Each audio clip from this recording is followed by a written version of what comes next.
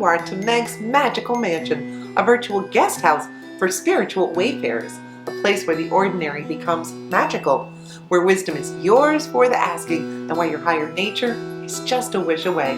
Thanks for joining me for this special episode of Meg's Magical Mansion. Today it's just me and Alice Poops, and we have a very special topic. Today I would like to talk to you about my career, 30 plus years in education, and why a year ago I quit teaching and started this crazy YouTube channel. If you notice, I did an episode a year ago about why I quit teaching, and since then I've said nothing about teaching. I have not even really been thinking about teaching, but I know a lot of people have asked me or been wondering, are you going to go back to teaching? Have you thought about it? What are you going to do? Because I'm a little too young to not be doing anything. I need to do something with my life. So for the last year, I've just been working on my channel, thinking about what I want to do, and did I want to go back to teaching, and kind of keeping an eye on what's going on in education and trying to decide, is this something I want to do? Do I want to go back? Because I could easily go back to teaching. As a matter of fact, I've had some different opportunities I could have gone after for this very school year. And I did not, because I frankly have no intention of going back to teaching. And my decision to leave teaching, I feel more firm about that than I did a year ago. I am more committed to not being a participant in the current educational system as it is, because for many years I tried to kind of stay in, even though I could feel things were changing, because I thought I could kind of fight it from within, but then I realized I really couldn't. That's one of the main reasons that I quit. I was prepared to teach at least another 7 years. So right now I could be in a classroom teaching children with all of my years of experience helping them, but I'm not. And you know what else? In the state where I live, in the state of Florida, they have such a severe teacher shortage that they're letting veterans and the spouses of veterans, they don't even have to be certified teachers. They don't have to have any experience. They can walk into the classroom right now and teach. But on the other hand, so they're willing to let anybody teach, but I think that is because on the other hand, they are not willing to give teachers any authority or discretion in their own classrooms anymore. When I started teaching in 1991, you were given your curriculum, you were given your materials, and you were given a lot of discretion to teach in your classroom. Almost every single person I know who's a teacher has advanced degrees. You have to have at least a bachelor's, but have advanced degrees, master's degrees and higher, and certifications in all kinds of things. So here you have this very highly educated group of people, but you don't trust them to speak in front of children, to act correctly in front of children, or to be professional. So let's talk about the whole don't say gay law in Florida, because let me tell you, I taught early childhood. This law is designed for early childhood teachers, and it basically tells us don't talk about children's sexual orientation with them who are 3rd grade or under. I have a newsflash. Professional educators don't talk about that with children 3rd grade and under. We are professionals. We know better. And the fact that you want to act like we don't know better because you want to get some political mileage out of that is ridiculous. It's so insulting to every professional educator who conducts themselves day in and day out in their classroom professionally with love for their children. And why are these educators in the classroom day after day? Because they're there worrying about 2nd graders' sexuality? Absolutely not. And I'll tell you what, if I had a student ask me anything about that stuff, I told them to go home and discuss it with their parents, because it wasn't my job to tell them that. My job was to teach them to read and do math, know their science and their social studies. That was my job. And as a professional educator, it never crossed my mind to discuss children, especially under grade 3 and under, to discuss their sexuality, their orientation. Why would I be discussing that with children?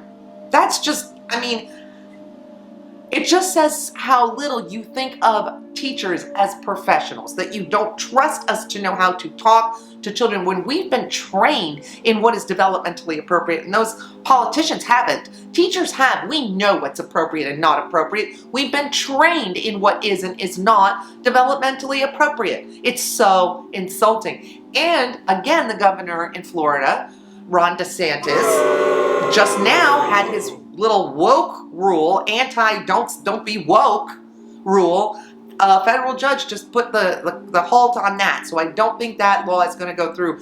But I'm just going to say one thing about this not being woke. Well, honey, if you're not woke, you know what you are? You are asleep. And that's what they want. They want everybody to be asleep, because when you're asleep, you are not conscious. You don't know what's going on around you. They can get away with anything they want if you're asleep. Of course, they do not want you to be woke. If you're woke, that means you are awake and you are in full conscious awareness of what's going on around you. Of course, the politicians don't want you to be woke. Heaven forbid that the electorate should wake up and see half the shenanigans going on. Now, I just want to talk about books in the classroom. In the state of Florida, I know of the district I currently live in. I did not work in, but I currently live in. Those teachers are not allowed to have classroom libraries in their rooms anymore, in their classrooms. Students are not allowed to go to a classroom library and select books. Teachers are not allowed to read books, in at least 2 districts I know of, are not allowed to read books to their students unless it has been pre-approved by an administrator, which means an experienced teacher in a teachable moment who has a perfect book that will exactly answer the question, why is the sky blue? Or, a perfect teachable moment cannot pull out that book and read it to the class. Is not allowed. It has to be approved by an administrator. And the leveled libraries in the lower grades, I'm sorry, what do you think is in a leveled library in 1st grade? I'm going to tell you what those books sound like. The cat sat on the mat. The cat wore a hat on the mat. Trust me, these are such simplistic books. They're about sight-controlled vocabulary. They're about rhyming words. They are about sight words, dolch sight words. There's not even any content in most of these books. I mean, it's just ridiculous. And all the way through, from elementary to the upper grades, right now, school districts are banning books and removing books from the library, books that have been there for forever. And I have a number of friends who are still media specialists currently working who are absolutely going ballistic because they are having books taken off of their shelves. And there's no clear procedure for how these books are being decided upon. So I'm very concerned that people have been meeting in private with their own private agenda with no clear published thing of how we're going to be deciding which books stay and which books go. It's starting to appear random which books stay and which books go, which it may or may not be. But all I know is in the district I used to work in, there is a lot of upheaval over this idea of banning books. And I'm sorry, I just don't agree with banning books.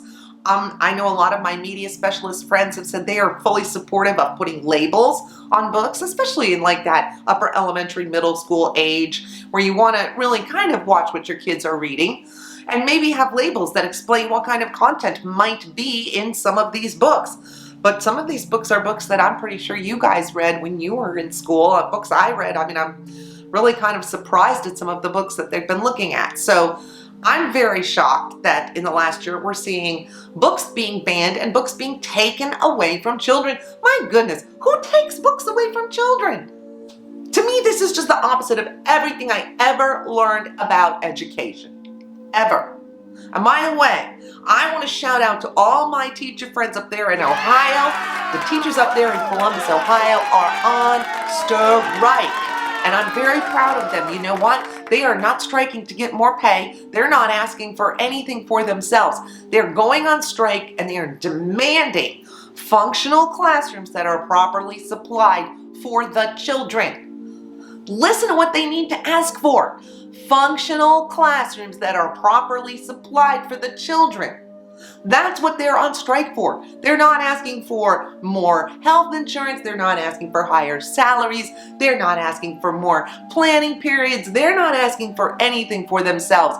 They are asking for the work environment, the school environment to be functional, as if that means like the heating and the air conditioning and the windows all function and work. The roofs are not leaking. The building is functional and sound, and that when you walk into the classrooms, the textbooks and materials and supplies that the teacher needs to teach and the children need to learn are there. So you go, everyone up there in Ohio who's going out on strike, We here at the mansion are standing strong with you. Good for you. And for all you parents out there, I would just like to say a few words.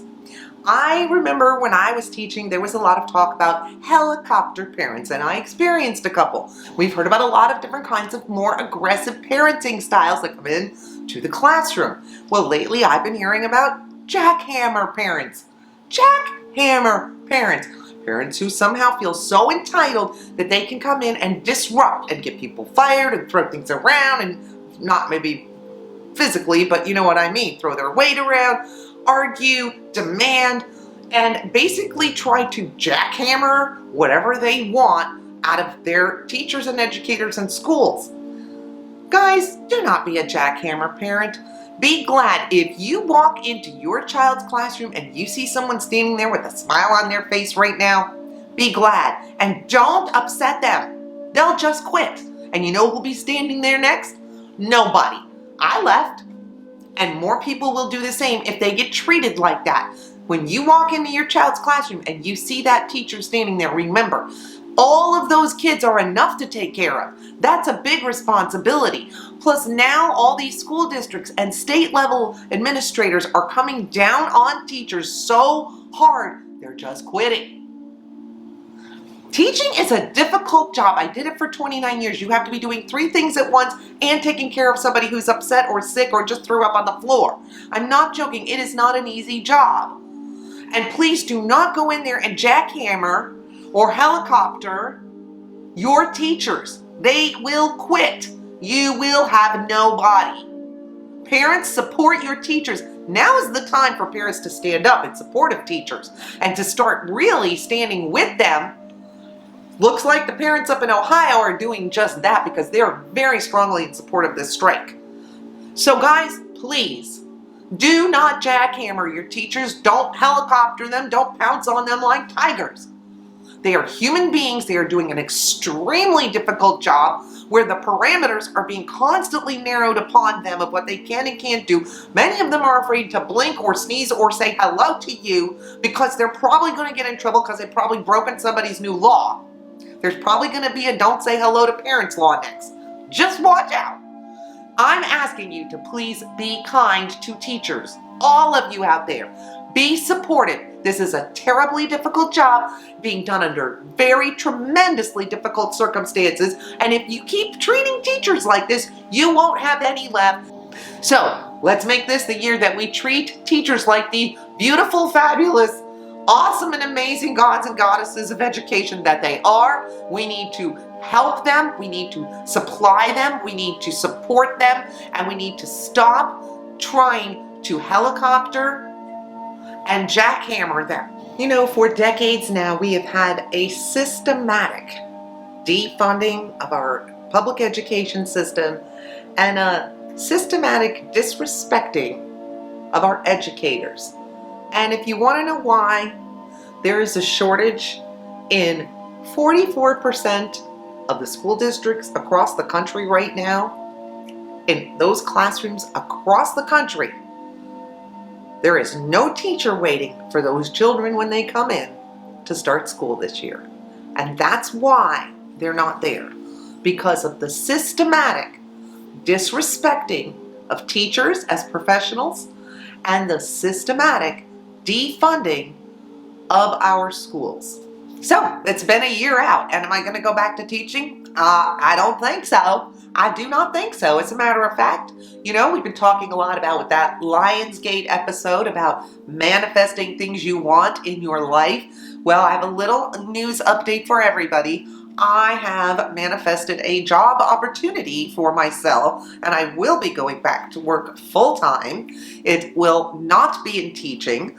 It will not actually be a full-time job, so it'll kind of be something fun and works part of the year and have part of the year off. And I'm very excited because I'm going to get to do something I love. Some of you watch the channel know that I sew a lot of the outfits that we wear.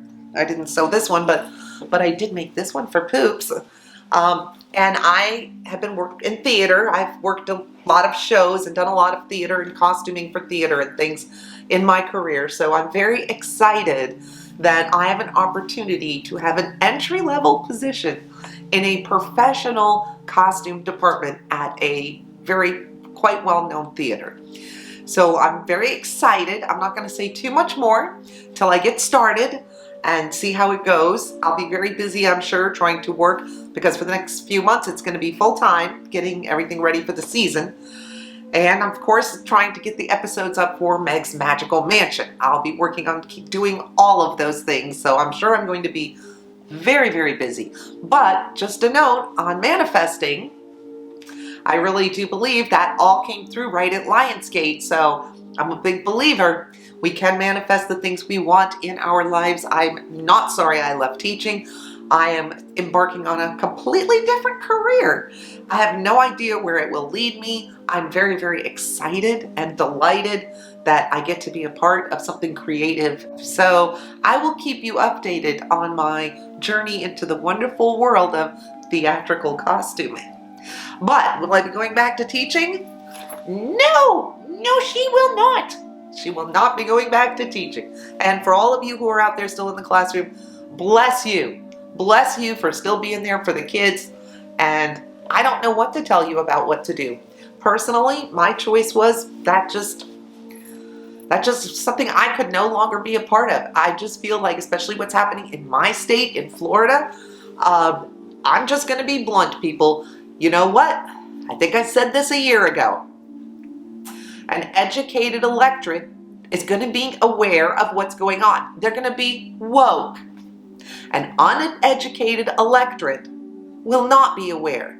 They will not understand what their rights are. And it's very easy to take rights away from people who don't know what their rights are. Again, my concern about social studies in Florida not being taught or being rewritten to exclude important events or water down important events like slavery. This is happening. History's being rewritten and it's not being done well. Things are happening that are just not good. So I encourage everyone out there to take a good look at what's happening in your school system. If you are a parent, please be aware. And everyone out there who's over 18, I can only ask you to do one other thing, and that is vote, vote, and vote. And by the way, voting in your local elections is very powerful, and your vote does matter, because we know that voter turnout in local elections is traditionally low across the country. So wherever you live in the United States of America, please vote, vote, and vote. And please vote in favor of people who support teachers being professionals who know what their job is and know how to do it. This is how you end up with hundreds of thousands of unfilled teaching positions, all y'all people in government. This is how you end up in the boat you're in, by treating teachers as less than professional, by treating them as your little political pawns. It is ridiculous, and you will never be able to staff your schools with quality teachers until you treat someone with a master's degree in education the same way you would treat someone with a master's degree in business. And remember, in the words of Buddha, 1,000 candles can be lit from a single candle, and the life of the candle will not be shortened. Happiness never decreases by being shared. So thank you for sharing your time and attention with me today for my little rant. And hey, if you enjoy the channel, if you support teachers, give us a like. You could subscribe, ring the bell. We'll let you know when we post new episodes. And we'll see you back for a normal episode, and soon back here at Meg's Magical Mansion. Okay, poops, the rant is over.